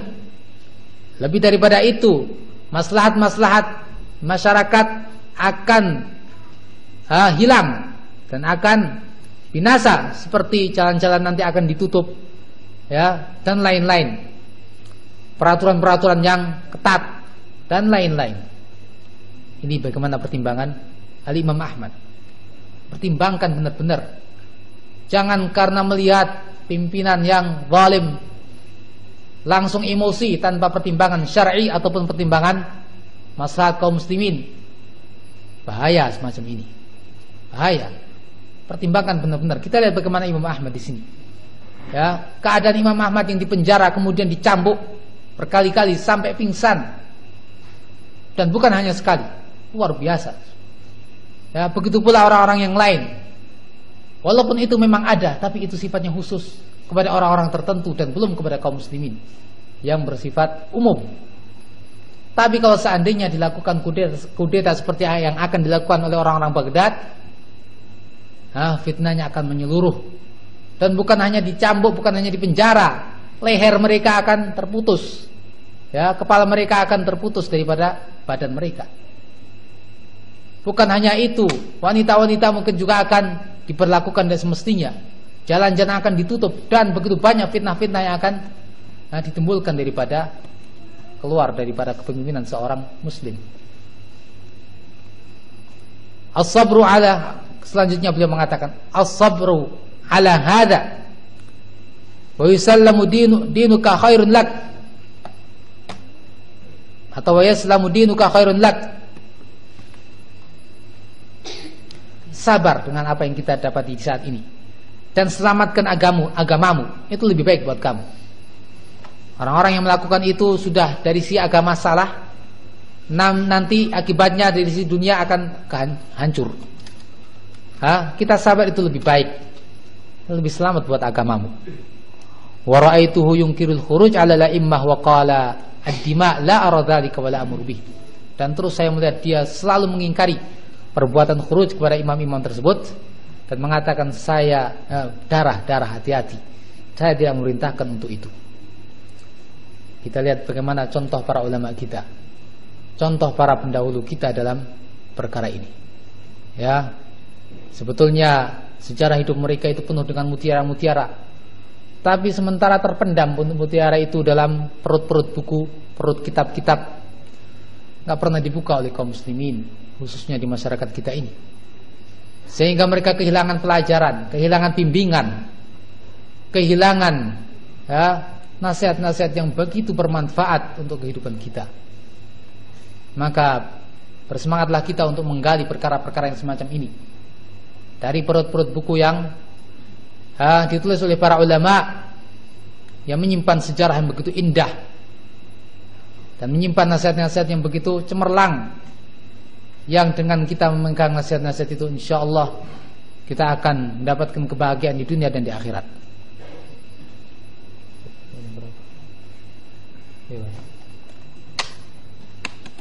Masih banyak nih. Ya, selesaikannya. Kemudian setelah kita melihat bagaimana contoh para ulama kita, para pendahulu kita dalam hal ini, dan contoh sangat banyak, namun kita cukupkan dengan apa yang kita baca tadi. Kita akan coba melihat bagaimana akibat jelek daripada orang-orang yang tidak mengikuti prinsip ini. Artinya tidak mengembalikan perkara-perkara fitnah ini kepada para ulama. Ya, akibatnya sangat jelek sekali. Telah kita isyaratkan tadi dalam hadis Nabi SAW, Nabi mengatakan, "Idza wusidal amru ila ghairi ahlih fantadhiris sa'ah." Jika perkara itu enggak diserahkan kepada orang yang ahlinya, maka tunggulah saatnya. Artinya tunggulah kehancurannya. Ya, perkara fitnah ini kita kembalikan kepada para ulama. Kalau tidak kepada para ulama, hati-hati, tunggu. Tinggal kita menanti saja jamnya kapan, hari hanya ini kapan dapat musibah. Hati-hati. Kita lihat sebagai contoh sejarah. Telah kita singgung tadi seorang yang bernama siapa? Al-Hajjaj bin Yusuf Al-Thaqafi. Ya, sebagaimana sejarah yang tadi secara ringkas kita sebutkan, hidup orang ini di zaman Abdul Malik bin Marwan, dan orang ini terkenal dengan kejamnya. Sangat mudah menumpahkan darah kaum muslimin dengan sedikit saja masalah. Enteng, tangannya itu enteng. Bukan dengan memberi hadiah, tapi dengan mengayunkan pedang. Sampai-sampai orang inilah yang dimaksud, kata para ulama, orang inilah yang dimaksud oleh Nabi SAW dengan al-mubir. Nabi SAW mengatakan akan muncul dari Bani Thaqif 2 orang kadzab, atau mengatakan yang satu kadzab pendusta, yang satu al-mubir, orang yang pembinasa. Adapun kadzab itu telah jelas, kata para ulama, yaitu orang yang bernama Mukhtar bin Abi Ubaid At-Thaqafi. Orang ini mengaku nabi. Kadzab jelas, nggak ada nabi setelah Nabi Muhammad SAW. Tapi siapa itu al-mubir? Para ulama mengatakan ini ya Hajjaj bin Yusuf At-Thaqafi. Ya, mati di tangan Hajjaj bin Yusuf At-Thaqafi ini sampai para sebagian sahabat mati di tangannya. Dia bunuh Abdullah bin Zubair. Abdullah bin Zubair, anaknya Asma binti Abi Bakar. Asma binti Abi Bakar, cucunya Abu Bakar As-Siddiq, mati di tangan Abdullah bin Zubair, sahabat ya ikhwan, bukan orang biasa yang dibunuh, sahabat Nabi SAW. Ya, selepas dia membunuh Abdullah bin Zubair, masuk kepada ibunya, lapor. Habis bunuh itu lapor kepada ibunya, saya telah bunuh anakmu, Asma binti Abi Bakar. Asma binti Abi Bakar menjawab, ya saya tahu. Nabi SAW mengatakan akan muncul dari Bani Thaqif 2 orang. Yang satu itu Al-Kadzdzab, dan itu telah kita ketahui. Adapun Al-Mubir saya nggak tahu kecuali kamu. Langsung marah pergi itu Hajjaj bin Yusuf. Mati pula di tangan ini para tabi'in, di antaranya muridnya Abdullah bin Abbas, Sa'id bin Jubair, mati di tangan ini. Dan banyak lagi orang-orang yang mati di tangan orang ini. Melihat kezaliman yang begitu besar yang dilakukan oleh Al-Hajjaj bin Yusuf Al-Thaqafi ini, tentunya tumbuh emosi di kalangan kaum muslimin, terutama orang-orang Kufah. Ya, dan memang orang-orang Kufah ini terkenal muncul fitnah di sana. Makanya sebagian para ulama mengatakan Hajjaj bin Yusuf ini adalah azab bagi orang Kufah karena mereka juga ahlul fitnah. Ya, ketika melihat kekejaman seperti itu, ya sedikit demi sedikit muncul ide-ide untuk memberontak. Muncullah seorang yang bernama Abdurrahman bin Muhammad bin As'ad atau Abdurrahman bin As'ad yang terkenal dengan Ibnul As'ad. Ya, orang yang dari sisi agama juga terlihat saleh, ya. Tapi dalam hal ini dia tidak mampu menahan diri. Akhirnya dia mengajak orang-orang untuk memberontak kepada Hajjaj bin Yusuf ini karena kezaliman yang sudah luar biasa. Diajaklah kaum muslimin dan rupanya tidak sedikit yang mengikutinya. Bahkan dikatakan dalam buku-buku sejarah banyak yang mengikuti orang ini. Al-Qurra tadi kita lihat siapa? Al-Qurra. Siapa itu Al-Qurra? Ya, banyak yang mengikuti mereka itu Al-Qurra dan juga orang-orang yang saleh. Nah, dinasihatilah Abdurrahman bin As'ad ini oleh sebagian ulama, jangan kau lakukan hal ini. Hati-hati perpecahan di antara kaum muslimin, hati-hati darah kaum muslimin. Kita lihat pula bagaimana tadi orang-orang yang bertanya kepada Anas bin Malik. Anas bin Malik mengatakan apa? Isbir. Kita lihat di sini bagaimana pendapat kedua orang. Satu sahabat Nabi mengatakan isbir, satu Abdurrahman ibn al-As'ad mengatakan mari kita memberontak. Di sini kita sudah melihat perbedaan siapa itu Anas bin Malik dan bagaimana anjurannya, dan siapa itu Abdurrahman ibn al-As'ad dan bagaimana anjurannya. Nah, ternyata orang-orang tidak sedikit yang mengikuti anjurannya Abdurrahman bin As'ad, tidak mengikuti anjurannya Anas bin Malik yang menyuruh sabar. Akibatnya terjadilah peperangan di antara Abdurrahman bersama bala tentaranya di satu sisi, dan di sisi lain Hajjaj bin Yusuf dengan bala tentaranya. Ya, kalah menang, kalah menang, kalah menang, berganti-ganti kemenangan dan kekalahan di antara mereka. Walhasil akhirnya Abdurrahman bin As'ad kalah, hancur, dan dia lari. Ya, jangan dikira berhenti sampai di situ. Hajjaj bin Yusuf bukan orang biasa. Apa akhirnya? Setelah lari, pengikutnya ini ditahan semua. Ya, orang-orang yang masih berpikiran seperti pemikirannya Abdurrahman bin As'ad ditahan semua.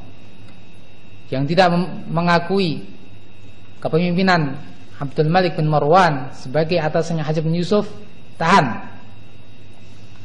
ditahan, dibiarkan sampai mati, nggak diberi makan, nggak diberi minum. Berapa jumlah mereka? Nggak sedikit ya ikhwan, ya sangat besar sekali. Dikatakan oleh Hisham bin Hassan, katanya ahsayna man qatalahu al-Hajjaj sabran fabalagha mi'ata alfin wa 20 alfan. Saya hitung orang yang dibunuh Hajjaj dengan cara seperti itu tadi sampai mencapai 120.000. Ini yang dibunuh dengan cara seperti itu, 120.000 orang. Dengan pakai pedang tadi sudah berapa korban perangnya? Ya, dengan disiksa sudah berapa korban daripada kekejaman Hajjaj ini? Ini yang dibunuh dengan cara sabron tadi 120.000. Bayangkan ya ikhwan. Ini akibat daripada apa? Akibat daripada tidak mengikuti bimbingan para ulama ketika menghadapi fitnah. Coba seandainya mereka mengikuti anjuran Anas bin Malik radhiyallahu anhu, tentunya mereka akan mendapatkan kebaikan di dunia dan di akhirat mereka. Ini pelajaran penting. Pelajaran penting ya.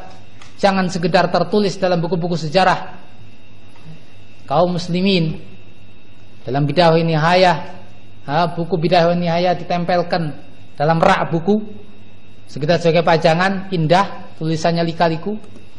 Bukan seperti itu. Kita buka, ternyata kita dapat seperti itu. Kita ambil pelajaran. Laqad kana fi qasasihim ibrah li ulil albab. Benar-benar dalam kisah-kisah mereka itu ada ibrah, pelajaran bagi orang-orang yang memiliki albab, pemikiran. Kita lihat pula kejadian yang lain dalam sejarah yang lain. Masih pula di zaman para sahabat radhiyallahu anhum ajma'in. Sebelum kejadian Hajjaj bin Yusuf ini, ada kejadian yang lain yang semacam itu, yaitu pada pemerintahannya Yazid bin Muawiyah. Yazid bin Muawiyah juga terkenal zalim atau tersebar di kalangan masyarakat. Dia tidak perhatian dengan perintah-perintah Allah Subhanahu wa taala, dengan kewajiban-kewajiban, dan menyepelekan maksiat-maksiat. Nah, akhirnya orang-orang yang mungkin dalam hati mereka punya ghirah, tapi mereka caranya salah. Seperti yang terjadi pula tadi kita ceritakan, berkeinginan untuk memberontak Yazid bin Muawiyah, nggak mau taat kepada Yazid bin Muawiyah dan ingin melakukan kudeta, ganti Yazid bin Muawiyah dengan seorang pimpinan yang soleh. Keluarlah Ibnu Muti', seorang yang dinamakan Ibnu Muti', ya, muncul di kalangan masyarakat, mengajak orang-orang Madinah untuk memberontak. Dikumpulkan. Bahkan yang dikumpulkan itu bukan orang biasa, sampai para sahabat diajak. Muhammad ibn al-Hanafiyah diajak, anaknya Ali bin Abi Thalib diajak, sini kamu. Ya, gimana kita melakukan kudeta? Diajak nggak mau, dinasihati bahkan oleh Muhammad ibn al-Hanafiyah. Akhirnya setelah dinasihati nggak mau terima juga. Ya sudah, kamu yang penting ikut aja, biar orang menilai kamu bersama kita. Tidak mau. Ini sikapnya sahabat. Lihat. Kalau begitu, kami benci kalian. Itu kesimpulannya akhirnya. Dinasihati lagi, datang Abdullah bin Umar kepada Ibnu Muti'. Disangkanya Abdullah bin Umar mau mengikuti Abdullah bin Muti', mengikuti Ibnu Muti'. Maka kata Ibnu Muti' kepada pengikutnya, berikan bantal kepada Ibnu Umar supaya duduk dengan enak. Dia akan bersama kita, disangkanya seperti itu. Apa jawabnya Abdullah bin Umar? Saya datang kepada engkau bukan untuk duduk-duduk sama kamu. Saya ingin nasihati kamu. Jangan kamu berbuat seperti itu. Hentikan perbuatanmu. Nabi SAW bersabda, barang siapa yang mencabut baiatnya kepada seorang imam muslim, maka akan datang kepada Allah SWT tanpa memiliki hujjah. Mesti salah, gak punya hujjah apa-apa, gak punya alasan apa-apa. Tapi ternyata gak mau taat pula. Dinasihati pula oleh Nu'man bin Bashir. Tapi ternyata nasihat para sahabat itu, nasihat siapa? Para sahabat, ulama, gak diterima oleh Ibnu Muti' ini. Dia bersikukuh untuk mempertahankan pendapatnya, yaitu ingin memberontak kepada Yazid bin Muawiyah. Terjadilah apa yang terjadi. Sampai berita ini kepada Yazid bin Muawiyah, akhirnya ya disiapkanlah bala tentara yang berjumlah besar untuk menghabisi Yazid bin Ibnu Muti' yang berada di Madinah. Dikatakan di situ oleh disebutkan dalam sebuah buku, katanya Jayyasha Yazid jayshahu biqiyadati Muslim bin Uqbah fastabahal madinata thalathata ayyam yaqtuluna rijalaha wa yantahikuna a'radha nisaiha. Karena hal itu akhirnya Yazid menyiapkan pasukannya dengan pimpinan Muslim bin Uqbah datang ke Madinah, dan terjadilah peperangan. Dihalalkan kota Madinah itu selama 3 hari. Kota Madinah kota haram, ya, tanah haram, tanah suci yang mestinya sangat dihormati. Tapi akibat daripada kesalahan salah seorang yang berbuat, akhirnya tidak dihargai lagi Madinah itu sampai 3 hari. Ya, terjadilah peperangan yang di situ dihancurkan Ibnu Muti' bersama bala tentaranya, bahkan juga yang lain yang enggak ikut-ikutan hancur. Laki-lakinya dibunuh, wanita-wanitanya diperkosa dan lain-lain. Bayangkan Madinah sampai 3 hari kacau semacam itu. Yang kemudian kejadian ini disebut dengan Waqa'atul Harrah. Ini akibat daripada apa? Akibat daripada enggak mengikuti anjuran para ulama dalam fitnah-fitnah yang ada. Luar biasa akibatnya, ya kawan. Ya. Ini mestinya kita ambil pelajaran dari yang semacam ini. As-Suyuti dalam kitabnya Tarikh Khulafa menukilkan ucapan Al-Hasan, katanya, "Wallahi ma kada yajum minhum wa'ad." Demi Allah, hampir-hampir enggak ada yang selamat satu pun dari orang Madinah ketika itu. Dengan tentaranya Yazid yang datang ke situ. Hampir-hampir enggak ada yang selamat. Semuanya dibunuh dan disakiti.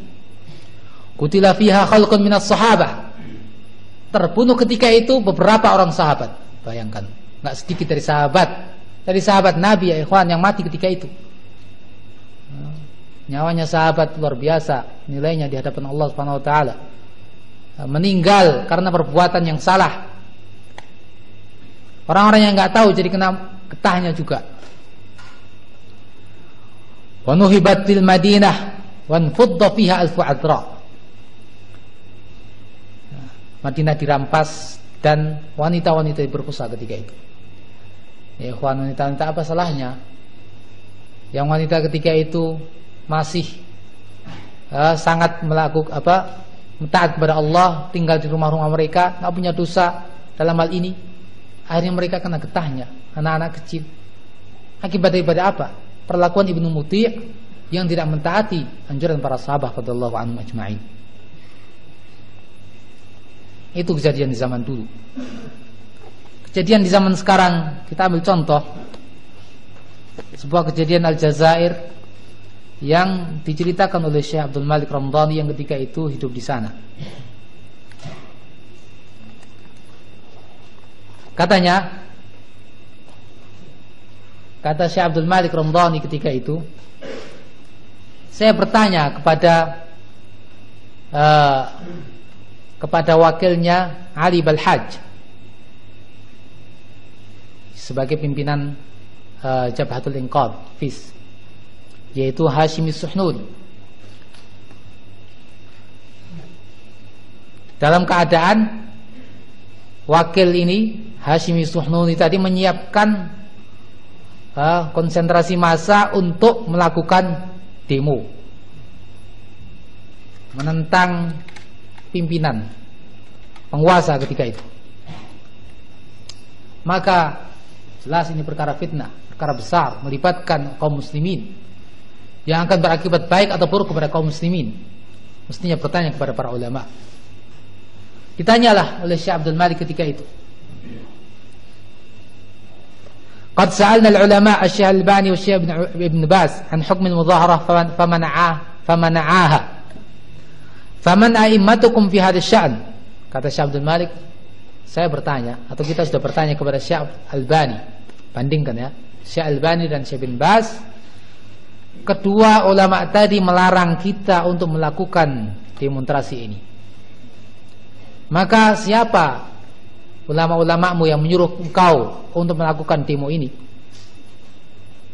Qala, jawabnya, kamalakum ulama falana ulama. Kalian punya ulama, kita juga punya ulama. Bayangkan. Ya. Qultu, Maka saya katakan, Syekh Abdul Malik mengatakan, man hum, siapa ulama kalian? Katanya ulama saya Abdurrahman Abdul Khaliq dan Muhammad Qutb. Bayangkan, dia pilih fatwanya Muhammad Qutb dengan Abdurrahman Abdul Khaliq daripada fatwanya Syekh bin Baz dan Syekh Albani rahimahumullah ajma'in. Lihat bagaimana perbedaan seorang alim dan mereka yang ya kelihatannya alim tapi ternyata sekedar menyerupai. Apa akibatnya? Kata beliau, ta'ammal, perhatikan di sini. Dia tidak membedakan antara seorang yang alim dengan seorang yang halim.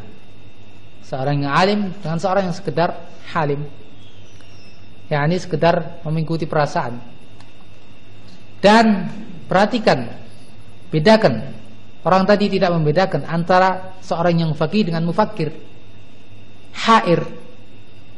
Seorang yang faqih Syekh bin Baz dan Syekh Albani, dan seorang mufakkir seperti Abdurrahman Abdul Khaliq dan Muhammad Qutb, hair yang dalam keadaan bingung pula. Bayangkan. Apa akibatnya? Wa min thimarihim ta'rifunah faqad qutila fi hadhil mudharah mi'at. Akibatnya apa? Mereka melakukan tanpa peduli kepada fatwa para ulama, yang benar-benar ulama, akhirnya meninggal dalam peristiwa demo ini ratusan orang. Ratusan orang meninggal. Bayangkan. Ini akibatnya orang tidak mengikuti fatwa para ulama. Pelajaran penting bagi kita ya kawan. Juga peristiwa yang belum lama pula di Suriah, kejadian di kota Humad, ya, yang mengakibatkan terbunuhnya 50.000 jiwa dalam 2 atau 3 hari. Dan lebih daripada itu, mereka dikepung dan lain-lain oleh pemerintah mereka, karena mereka ingin melakukan pemberontakan kepada pemerintah mereka. Siapa dalam hal ini yang diajak musyawarah? Minta musyawarah kepada Syekh Albani, Syekh bin Baz, Ibnu Utsaimin? Tidak. Tapi mereka minta musyawarah kepada pimpinan-pimpinan gerakan mereka, tokoh-tokoh pergerakan mereka yang sekedar sebatas sebagai mufakkir, belum disebut sebagai seorang alim. Ya, dalam waktu 2-3 hari 50.000 enteng. Dalam timbangan mereka mungkin, pada dalam timbangan kita walaupun satu, sangat berharga sekali. Dan sangat banyak sekali kalau kita melihat ya contoh-contoh yang semacam itu, yakni akibat jelek daripada orang tidak mengikuti para ulama dalam perkara-perkara fitnah ini. Bahkan mungkin bisa kita katakan setiap musibah atau setiap kesesatan yang terjadi dan kebingungan yang ada, ini diakibatkan karena mereka yang tidak kembalikan kepada ulama-ulama. Ya. Maka daripada itu, apa yang kita dapatkan tadi cukup pelajaran bagi kita. Jangan sampai kita menyalahi dalam perkara ini. Jangan sampai kita melangkah dengan sikap yang salah dalam perkara ini. Hati-hati. Akibatnya bukan kepada kita saja, tapi kepada anak istri kita, lebih daripada itu kepada umat kita, yang itu merupakan tanggung jawab kita. Maka dari itu, alangkah baiknya kalau sedikit diterangkan di sini beberapa kaidah yang penting dalam mensikapi fitnah. Di samping kita rujuk kepada para ulama, juga di sana disebutkan oleh para ulama, dilarang kita ini melakukan sa'yu fil fitnah, menjadi pelopor dalam fitnah, yakni kita ikut andil dalam menyebarluaskan fitnah. Ini hati-hati. Nabi SAW bersabda, satakunu fitan, akan datang fitnah-fitnah. Al-qa'id fiha khairum minal qa'im, orang yang duduk lebih baik daripada orang yang berdiri. Wal qa'im fiha khairun minal mashi, orang yang berdiri lebih baik daripada yang berjalan. Wal mashi fiha khairun minas sa'i, dan orang yang berjalan lebih baik daripada orang yang mengupayakannya. Man tasharrafa laha tastashrifuh faman wajada minha malja'an aw ma'adan falyu'idh bih. Maka barang siapa yang menengok-nengok, melihat-lihat, coba melihat, penasaran lihat fitnah, ingin coba-coba masuk sedikit, akhirnya akan disambar oleh fitnah itu. Dan barang siapa yang mendapatkan tempat berlindung, berlindunglah di tempat itu.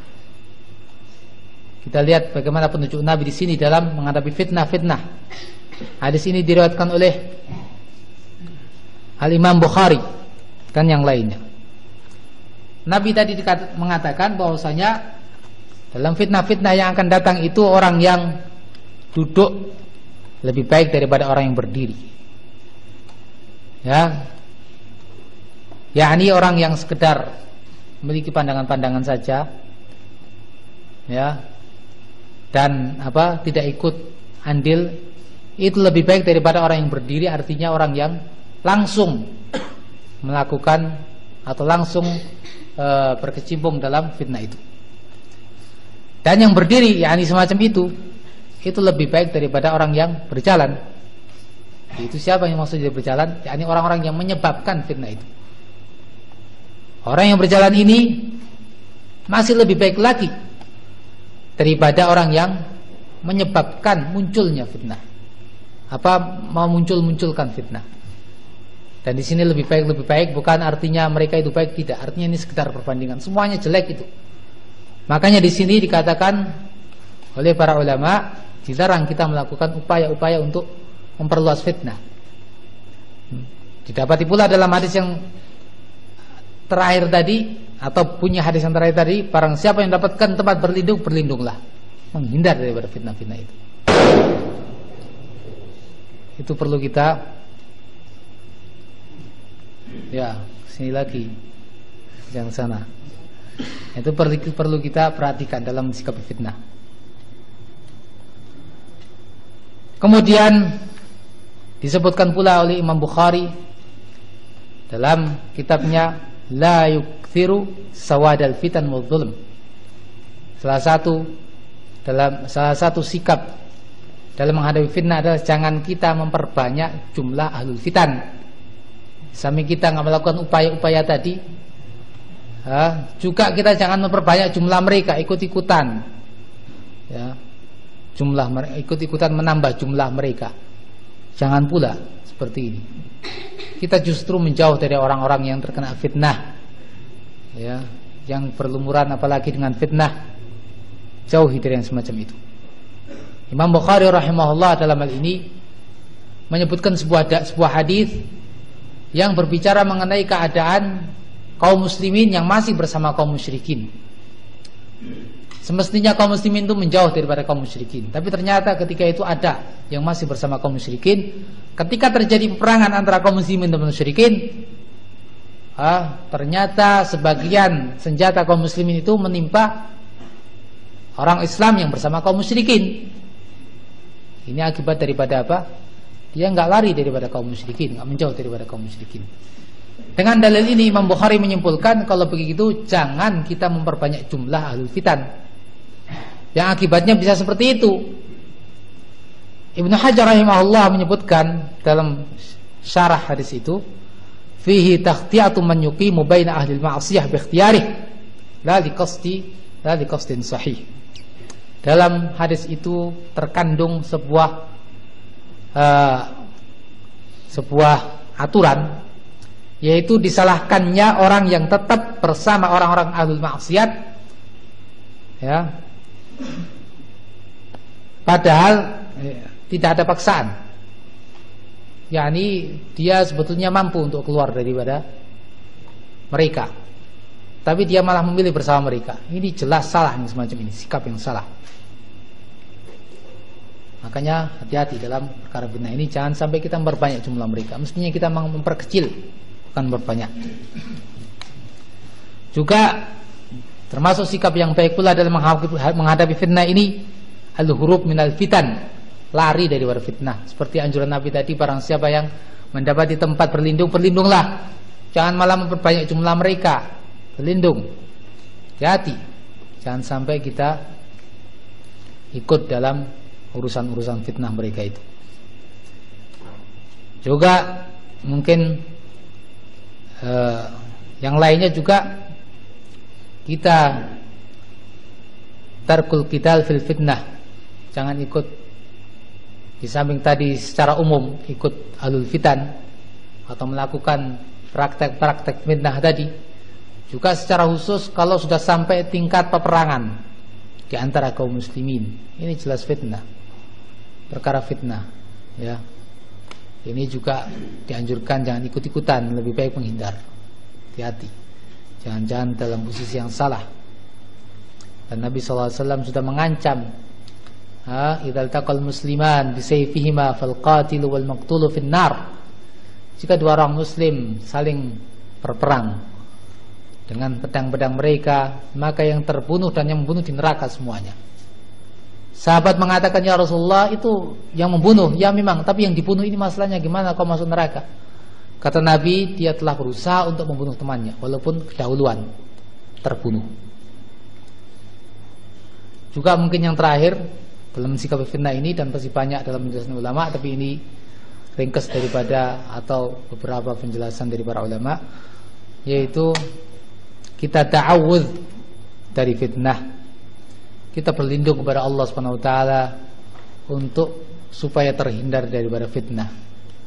Ini yang diajarkan oleh Nabi sallallahu alaihi wasallam, diriwayatkan oleh Bukhari dari Anas bin Malik radhiyallahu anhu, bahwasanya Nabi sallallahu alaihi wasallam dulu mengatakan, a'udzu billahi min su'il fitan.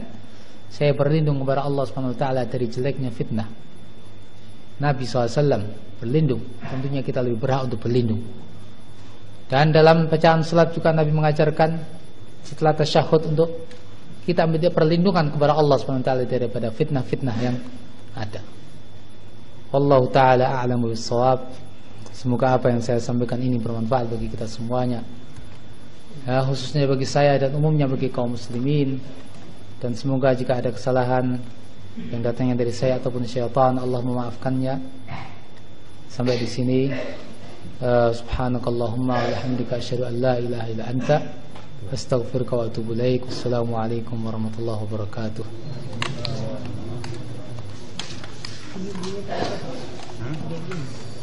Istilahnya ada kotaknya depan, ini kotaknya enggak dikasih. Enggak, ini ya.